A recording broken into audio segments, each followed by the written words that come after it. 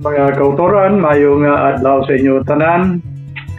Siningitiyon, nagapasalamat naman kita sa Ginoo tungod kay kita makapadayon kag makaopdanay sa pagpamalandong sang pulong sa Dios nga makita sa Lucas kapitulo 16 halin sa 19 pagkadto sa 31 kag ang aton buhaton amo amat-amaton lamang naton basa ang mga verses nga aton kinahanglanon.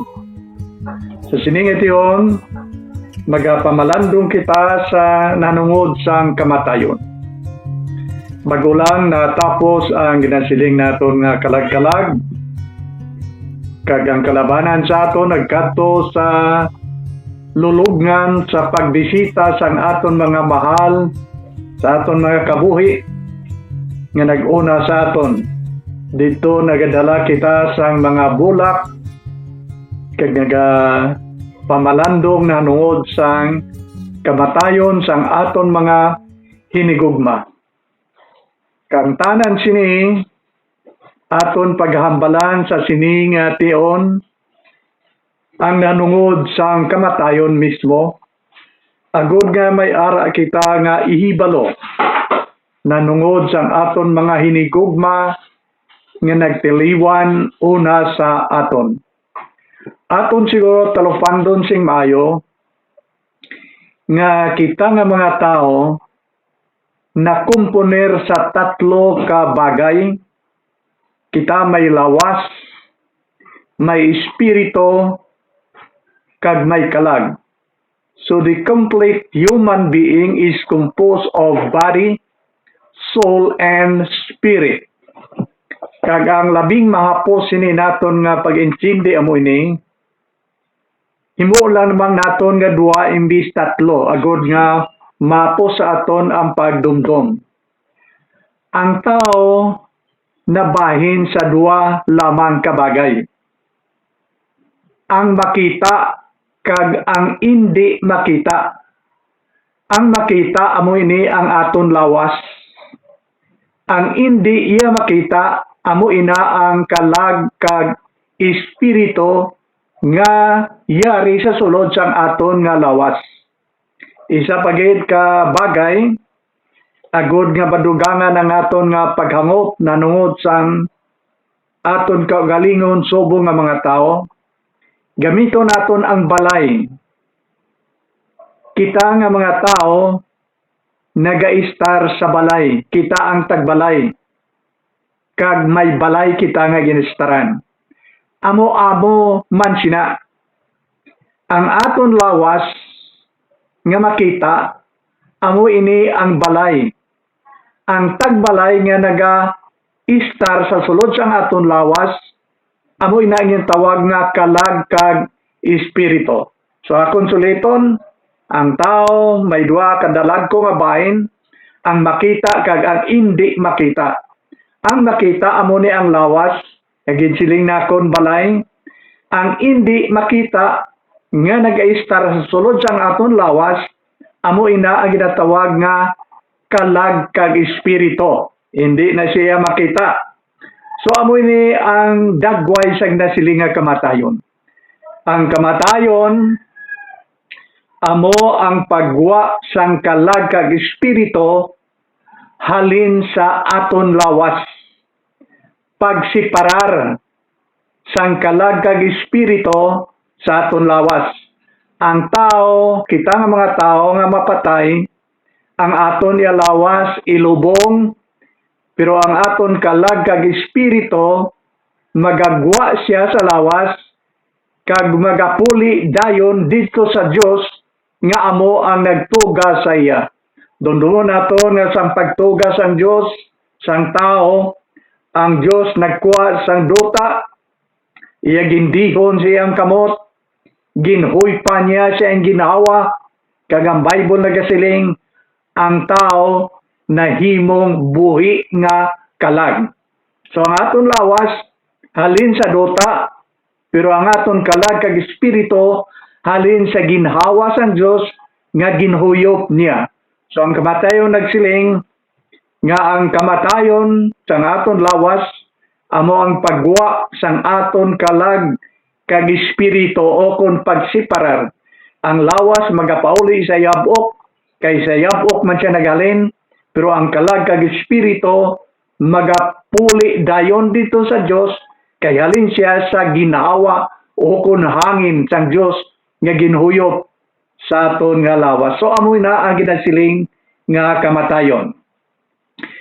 Kag sa dugang sini, ang Bible sa Ecclesiastes kapitulo 3 salin sa 1 pakadto sa 3 nagahambal nga may tion nga kita nga mga tao matao o kon ibunag, kag may tion man nga ang tao mapatay. So may tion nga kita matao kag may tion man nga kita mapatay. So ang kamatayon gali hindi gid ni mapugngan. Ang tanan nga tao nga natawo sa sining kalibutan magaabot gid nga siya magataliwan paagi sa kamatayon.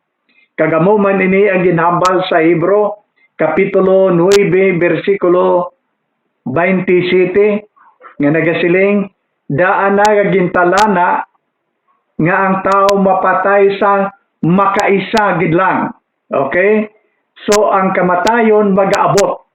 Hindi naton mabalan, ang iba nagaabot sa mga bata pa lang, bago pa lang nabunag, dugay-dugay magtaliwan, ang iba nakaabot sa hamtong edad, ang iban sobra na katigulang, pero bisan ano katigulang, mag-abot yapon ang nasilinga kamatayon, kaya mo ina ang ginahambal sang Bible sa aton, nga may tion nga kita matao, kag may tion man nga kita, ang mga tao mapatay. Kag ginkumpara sang Bible, ang aton kabuhi, katulad sang bulak, ini nagatudlo nga ang aton kabuhi, malipot gid lang. Ginkumpara sa bulak, ang bulak magabuskad siya, pero tapos ang pila ka semana malaya naman siya. Amo ina ang aton kabuhi, magapakita nga daw matahom katulad sa bulak, pero sa hindi madugay malaya kag mapatay na siya. So nagatudlo ini nga ang aton kabuhi tama lang kalipot, hindi gid kita magdugay sa sininga kalibutan. Pero ang dako nga pamangkot amo ini, di ko ng tao mapatay. Ano may kabuhi pa bala tapos mapatay ang aton life, ang aton gali nga lawas? Kung mapatay na ang aton lawas, ano may kabuhi pa sa piyak sang kamatayon? O ang iban sina nagaunaw na sinilati wala na eh. Ang kamatayon amo na inaang katapusan sang tanan. Pero kung aton tun-an sing maid-id ang ginatudlo sang Bible, may ara nga kabuhi tapos sang kamatayon. Pananglitan. Si Kristo mismo naghambal. Kag nakita nimo ang record sa John chapter 11 verse 25. Si Jesus Christ naghambal. Siling niya, ako amo ang kabuhi kag ang pagkabanhaw. Ang nagatuo sa akon siling ni Jesus Christ, bisan mapatay, pero mabuhi siya. So may kabuhi pagali, tapos ang kamatayon, suno sa ginhambal ni Kristo. Kagdugang pa sina, ang John 14:19, nagahambal sa subong sini. Tungod kay si Kristo, nagakabuhi, amo man sina ang nagatuo kay Kristo, magakabuhi man siya. So ang tanan nga may pagtuo kay Kristo, bisan mapatay, pero mabuhi man siya. Sa laktod nga paghambal, may kabuhi tapos ang ginasiling nga kamatayon. Kagang Lucas kapitulo 16, halin sa 19, tubtob sa 31, nagasugid sang dugang sa aton, kag paathag sa aton, nga may kabuhi, tapos sang kamatayon. Ako gagabasahon ang bali tatlo ka verses, Lucas kapitulo 16, halin sa 19, pakadto sa 21, kagamoy ni ang ginhambal sang Bible, may isa anay kamanggaranon nga tao nga nagabayo sing malahalon kag nagapatuyang sa iya pagkaon adlaw-adlaw. May isa man kay imol nga tao nga ginhingalanan kay Lazaro nga puno sang katol. Ini siya pirmi lang ginadala sa pirtahan sang balay sadtong manggaranon nga tao. Kag nagahandom siya nga makakaon sang nagakadagdag nga mga pagkaon gikan sa lamisa sang manggaranon. Kag bisan pa ang mga ido nagadilap sang iya katol. Amuning istorya diri, may duha ka tawo. Sa akong ginbasa, ang isa imol kag ang isa manggaranon. Ang imol nga tao sobra giniya ka imol. May mga tao man nga imol pero makakaon pa iya tatlo ka bisis sa isa ka adlaw, pamao, panyaga, panyapon. Pero hindi nga tao wala gid. Ang ginsiling sa Bible nga didto lang siya ginabutang sa pirtahan sang kudal sang manggaranon nga tao nga nagahandom nga makakaon bisan na lang sang usik sang basura sang manggaranon nga tao. Amo nang handom niya. Wala gid iya nagasiling nga may regular siya nga pamahaw, panyaga kag panyapon. Tama gid siya kaimol. Nagadepende lang siya siyang pagkaon sa basurahan, sa ginahaboy. Nga basura dito sa basurahan, kag muna ang ginakaon niya. Kag masakit pagid kay may mga ido man to nga nagakaon sa basurahan. Tanawon mo nga tama gid siya kapuraot kay ang ido mas madasig magpangita sa pagkaon sa basurahan kaysa tao. Ilabi pa maluya siya kay masakito na. Kag ang mga ido nga ni amo nagadilap siyang katol, alin ang katol niya alin sa ulo pagkatol sa intim, pertigid kadamo nga mga katol, pertigid kay ko siya. So sobra gid siya kay imol. On the other hand, ang manggaranon dire tama gid iya ka manggaranon. Ang ginasiling sa Bible, nagabisti siya sa mga matahom nga mga bayo, nagapatuyang sang pagkaon sang mga manamit ka nagasulobra nga pagkaon. Pero aton manotisyahan dire, kung aton madumduman ang akong gibasa bago lang, nga ang manggaranon nga tao wala ginsulat ang iyang ngalan diri sa Bible. Pero ang ngalan sang imol ginsulat.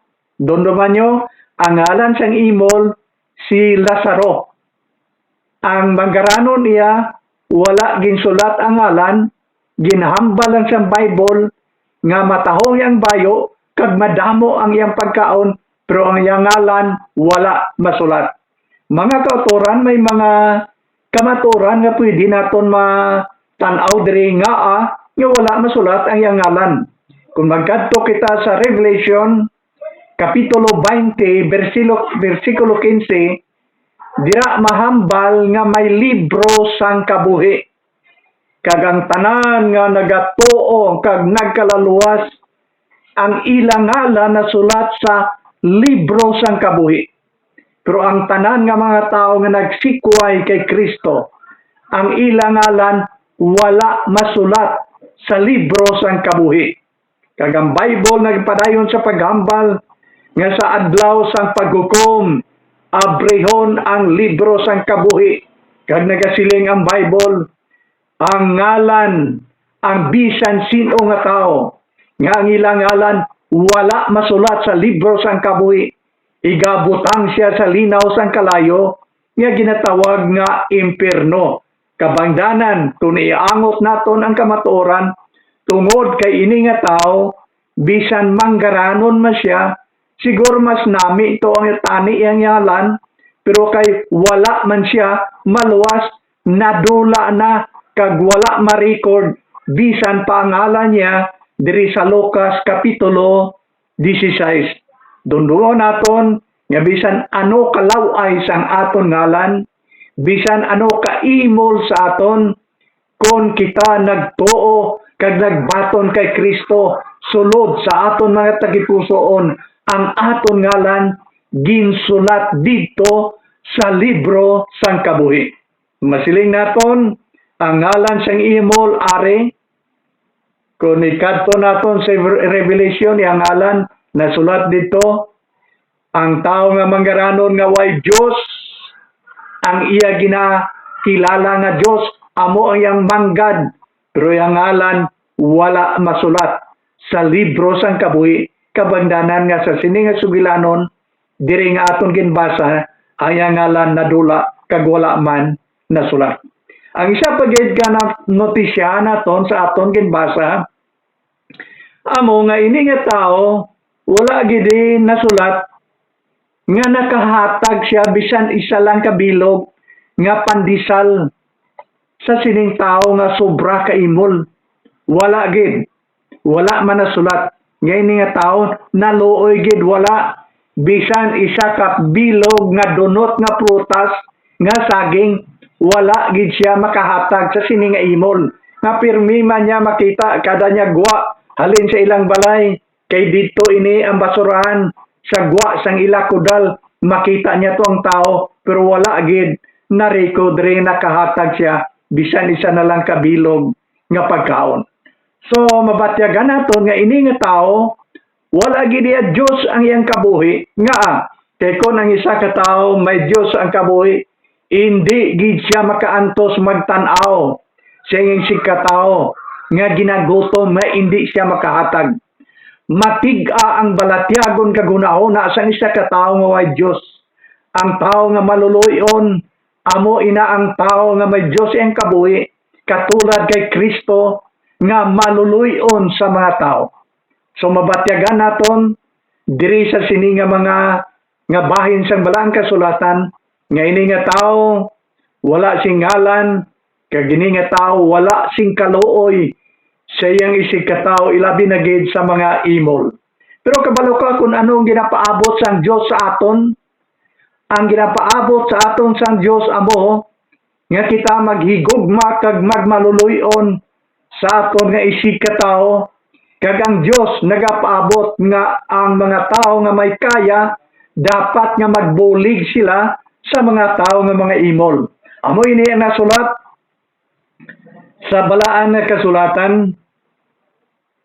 Kung himo tanawon ang Mateo kapitulo 25 halin sa 31 pagkadto sa 46. Kung wala pa kung anong ginhambal dira, hindi na nakon pagbasahon, ako na lang ihambal kagaton lang batyagon ang mga kamatuoran.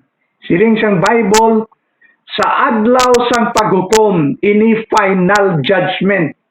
Ang ginahambalan diri sa Mateo 25:31 pagkadto sa 46.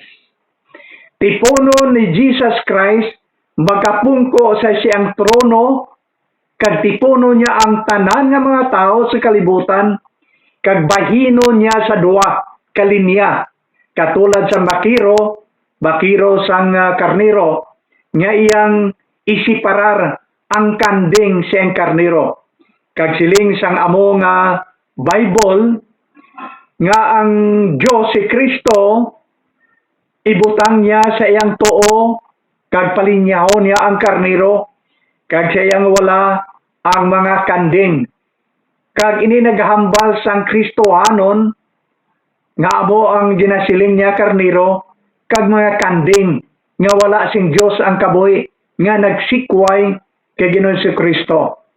Sa adlaw sa paghukom magsiling si Kristo siyang tuo sa mga karnero o kon mga Kristohanon sininya kari kamo panublian ninyo ang ginharian sang langit nga ginaman sa inyo halin pa sa pagtukod sang kalibutan o kung bisan pa sang wala pa matukod ang kalibutan kag ini ginaman sang Dios para sa inyo. Kag si Kristo nagpadayon sa paghambal nga kamo magapanubli sini tungod kay ako gingutom kag inyo ako ginpakaon. Ako ginuhaw kag inyo ako painom sang tubig. Wala ako sang bayo, pero ginsuluban ako ninyo sang bayo. Kag nagpadayon si Kristo sa paghambal, niya ako nangin estranghero, pero ginpadayon ninyo ako sa inyong balay. Ako na priso, pero ginbisitahan ninyo ako. Ako nagmasakit, ginbisitahan ninyo ako, kigatagan sang bulong. Siling sa mga tao nga nagkalaluwas, Ginoo, saan o kami nagkita sa imo? Nga ginauhaw, ginagutom, wala sing bayo, nagmasakit, kag kami nagbulig sa imo. Ang siling ni Kristo sa ila amo ini, kung ginhimo ninyo ini sa labing kubos nga mga kautoran, ginhimo ninyo ini sa akon. Ano ang buot silingon sini nga istorya?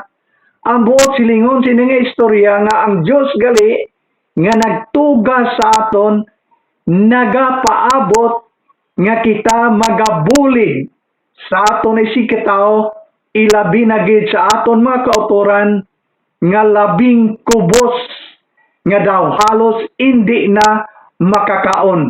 Kung ikaw may Diyos sa imong kabuhi, hindi ka makaantos sa pagtanaw sini, kag labaw sa tanan, ang Diyos nga nahigugma sa aton, nagapaabot nga kita makahibalo, magpaambit sang bugay sang Diyos nga ginhatag sa aton. Dumdumo naton nga ang tanan nga maayong bugay halin sa Diyos nga ginahatag niya sa aton. Tungod kay ang maayong bugay ginahatag niya sa aton, kita katulad man tani sa Diyos nga mahinatagon kag mabinuligon sa aton nga isikataw. Sa akon ginhambal kay na, nagasiling ako kag ako natsuliton sa malipot nga panahon, nga ang mangaranon diri sa istorya, wala gid sing kaluoy. Bisan isa na lang kabilog nga pandisal, wala gid siya makahatag. Kag ato na notisyahan nga wala gid rin nasulat ang iyang ngalan.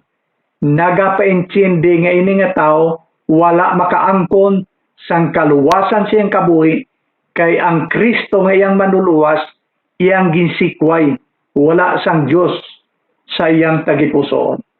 Ay kadua diri nga makita naton ini sa 22 pakadto sa 23. Tilawan akon pagbasa liwat agod nga madiretso mabatyagan naton ang kamatuoran. Nagasiling siya diri, ang imol nga tao napatay kag gindala sang mga anghel sa luyugid ni Abraham. Ang manggaranon nga tao napatay man kag ginlubong, naganto siya didto sa Hades.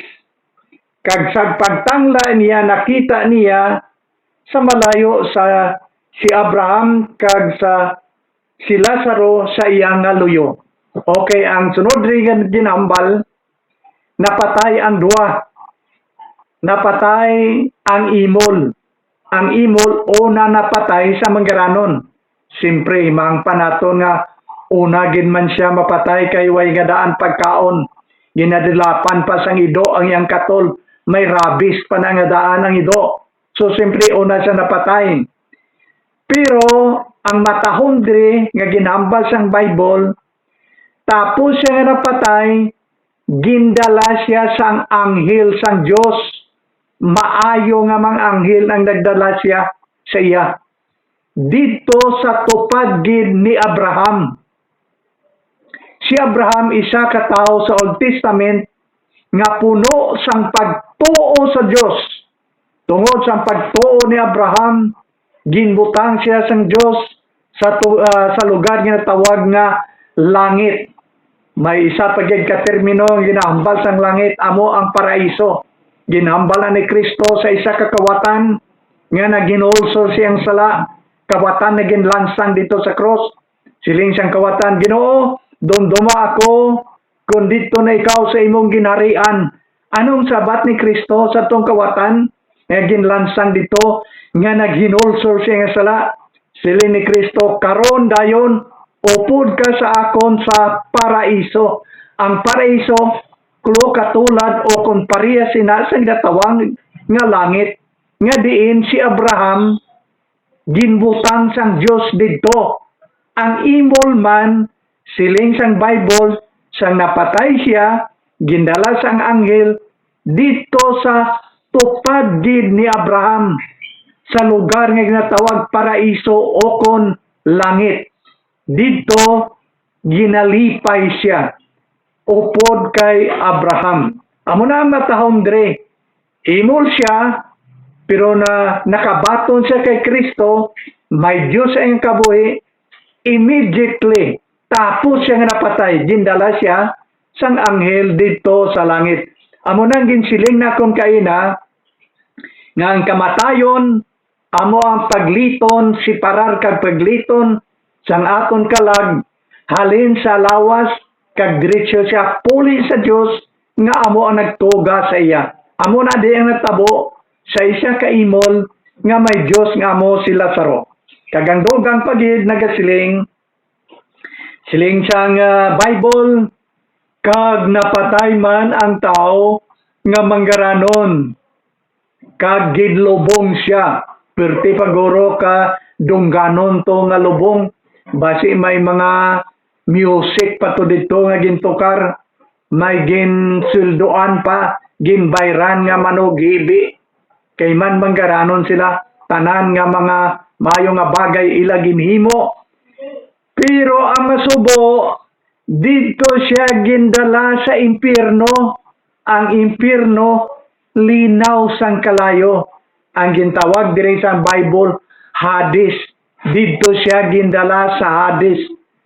Ang impyerno, nga ginaman sang Dios, sakay Satanas, kag sa iya mga anghel. Okay? Ang Bible sa Mateo 25, versikulo 41, dira ginhambal nga ang impyerno, ang linaw sang kalayo, wala ginaman sang Dios para sa mga tao. Ang siling sang Bible nga ang impyerno, ginaman sang Dios kay Satanas, kag sa iyang mga anghel. Wala ina ginaman sa mga tao, ginpreparar ina sang Dios para kay Satanas, ang kaaway sang Dios, ang kaaway man sang tao. Pero ang dako nga pamangkot, nga may tao nga mabutang sa impyerno, o ang sabat sinaama mo ini. Hindi ina tani iya gusto sang Dios nga may tao ibutang dito. Pero kung ang tao isikway niya sing lubos, si Kristo nga iyang manluluwas, kag magsunod siya sa tiko nga dalan, nga amo ang dalanon ni Satanas, dito gid siya matupa sa impyerno. Kay man amo ini ang ginsambal sa Bible sa aton, nga mayara nga duwa ka dalan, ang dalan nga masangkad malapad, kag ang dalan nga makitid. Ang makitid nga dalan amoy na ang dalan ni Kristo. Si Kristo nagambal na nga daan, ako amo ang dalan pagkadto sa langit. Wala sing bisan sino nga tao nga makasulod sa langit kung hindi mag-agi sa akon. Kung hindi ka mag-agi sa makitid nga dalan pagkadto sa himaya, kag pilion mo ang dalan nga masangkad, nga mo ang dalan ni Satanas, ina nga dalan pagkadto sa kalaglagan, kag madamo ang nagasubay sa sina nga dalan, kay man inang malapad nga dalan, pagusto lang ikaw dra, himo sang sala, malapad siya. Pero ini ang makitid nga dalan ni Kristo, dapat nga magsunod ikaw kag ako sa kabubuton sang Dios, hindi sa aton kabubuton kundi sa iya nga gusto. Magtuman ka kung ano ang gusto sang Dios. Pero ina nga dalan padulong sa himaya nga ginasiling nga langit. So imo ina pagpili din gusto mo sa masangkad kag malaot nga dalan, o kon ang makitid kag mataro nga dalan nga pagkadto sa himaya. Kung pilion mo ang masangkad kag malaot nga dalan didto gid ang tao matupa sa ginasiling kalaglagan sa iyang kabuhi.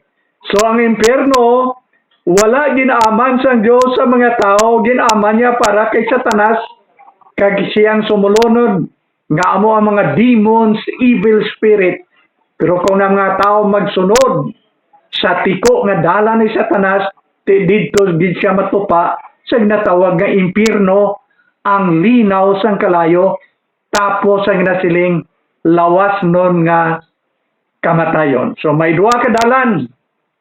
Pili ikaw, pili ako, pili kita.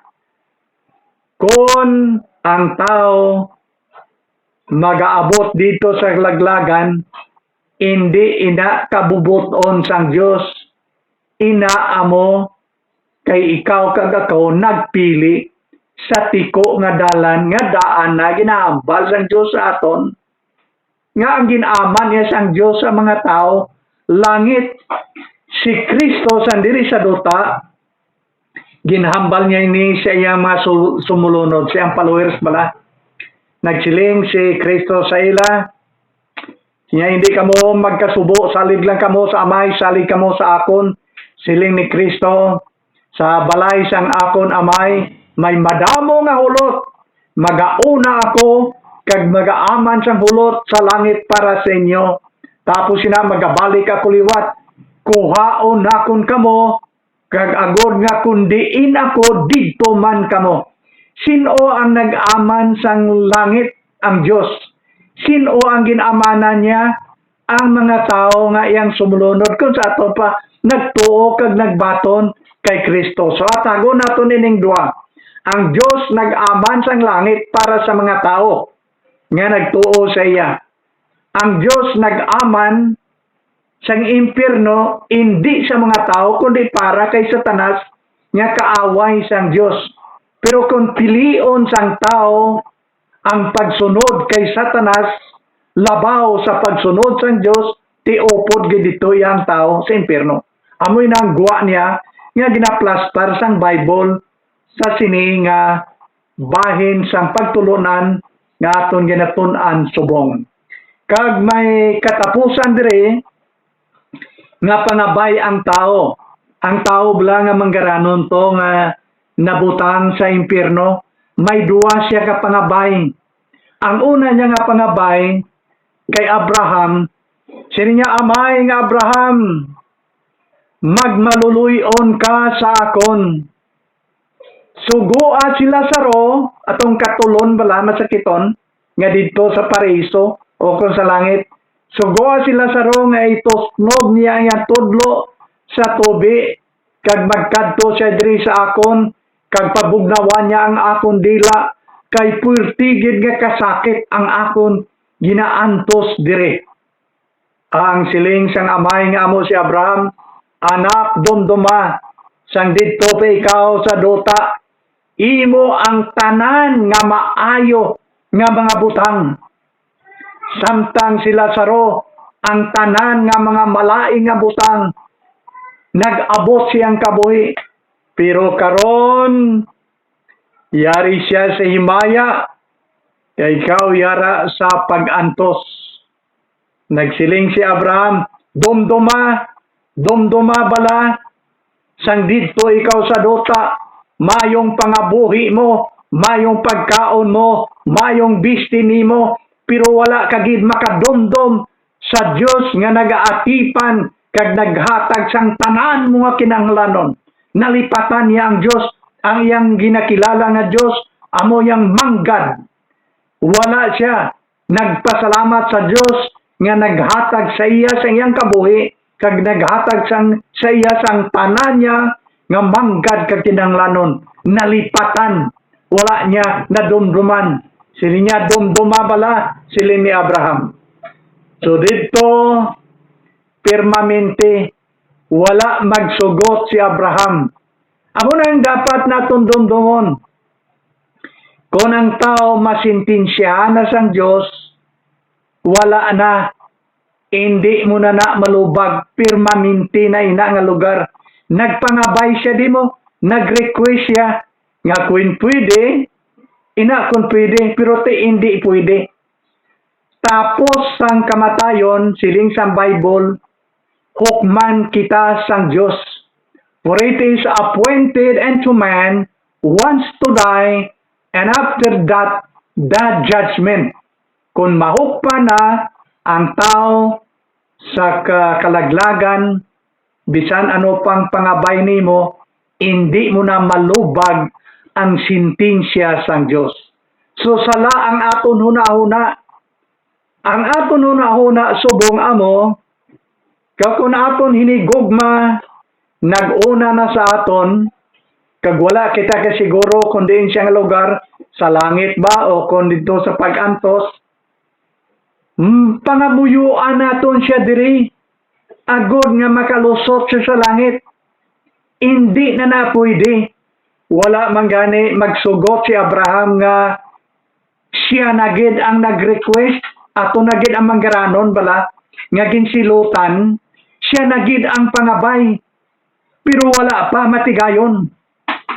Labaw pa gina nga hindi matigayon kung kita nga ari sa dota. Kay siya nagid gani ang nag-request, wala pa, kita pa yan, ma-okay ang Diyos. So permanente na, amo na ina ginambal sang Bible. Nga tapos, mahukman na ang tao, permanente na siya. Kung dito siya sa langit, permanente man siya. Kung dito siya sa impyerno, kay wala sing Diyos yang kabuhi, permanente na ina. Bisan mga bay pa kita dire, nga litonon siya sang Diyos, kay wala kita makaibalo, hindi na ninamokihan. Bisan siya mismo, ma-request, nga litonon siya sa langit, hindi na ina, pwede mahimo. Ulhi na ang tanan.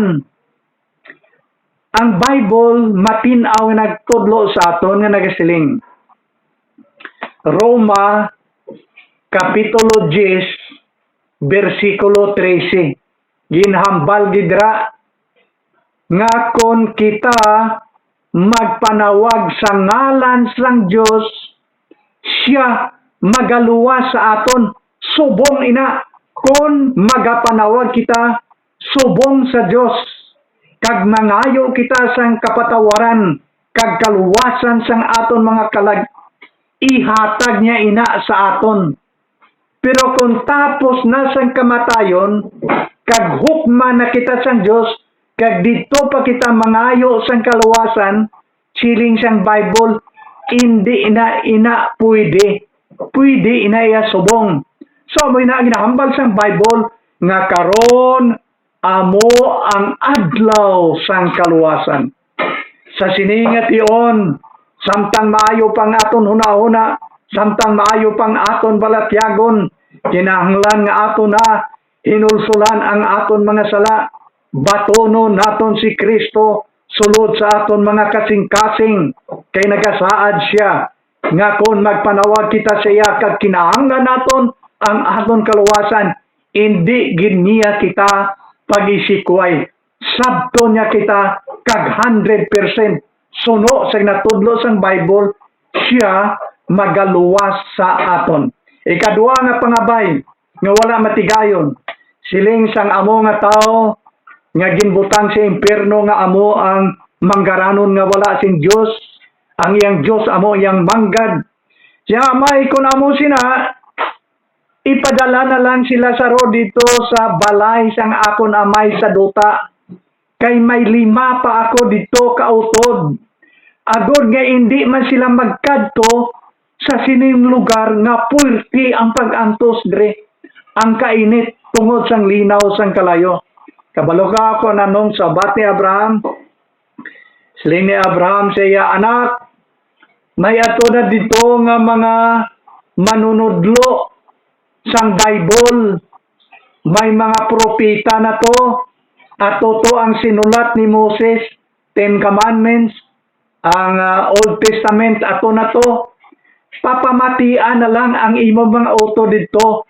Ang plano gali sang Diyos amo ini, nga wala iyan nagaplano ang Diyos nga ang minatay, amo ang ipadala dis kalibutan agod nga maghambal sa aton, nanungod sang kasiguruan sang aton kaluwasan.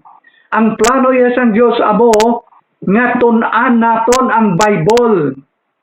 Kaya ang Bible nagatudlo sa aton kung ano ang buhaton naton agud nga matigayon ang kaluwasan sang aton mga kalag.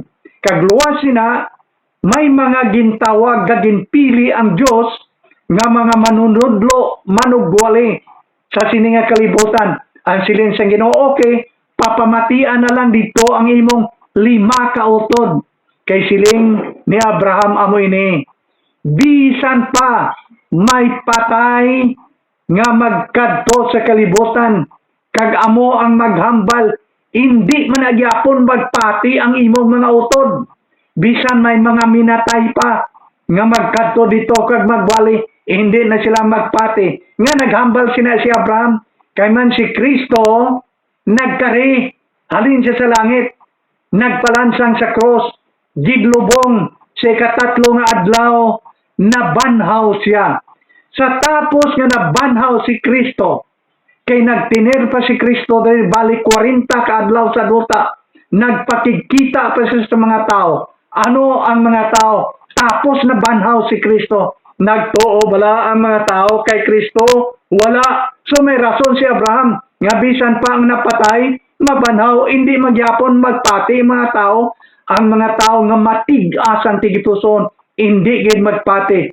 Anong feeling sa mga tao sa nabanhaw na si Kristo? Nag-report ang mga soldado sa mga leaders. Ang mga leaders naghatag kwarta sa mga soldado nga nagbantay to sa lulubngan. Sinila, okay, lakat kamo, ari kwarta nyo, pertikda mo. Ihambal nyo sa mga tao nga si Kristo wala mabanhaw, kundi ginkawat sang iya mga gintutunan samtang nagakatulog kamo. Wala sila nagpati. So amoy na ang ginasiling sa Bible. Dapat ang pagpanghikot sa balaan ng Espiritu aton sundon subong. Hindi kita magpakatiga sang aton kagalingon kung kaluwasan ang paghambalan. Mga kautoran, sa seryosong paghambal amos ni, ang Diyos ginhimo na niya ang tanan. Agod nga makaangkon kita sang kaluwasan sang aton kalag. Ginpadala na sang amay ang iyang bugtong anak. Wala na siya sing iba nga ipadala kay isa man lang ang iyang anak. Bugtong. Kag ining Kristo nga iyang bugtong anak, iyang ginpadala, ginhalad na ni Kristo ang iya kabuhi sa cross, kay ang hamili nga dugo amoy na ang makatinlo sang aton mga kalapasan.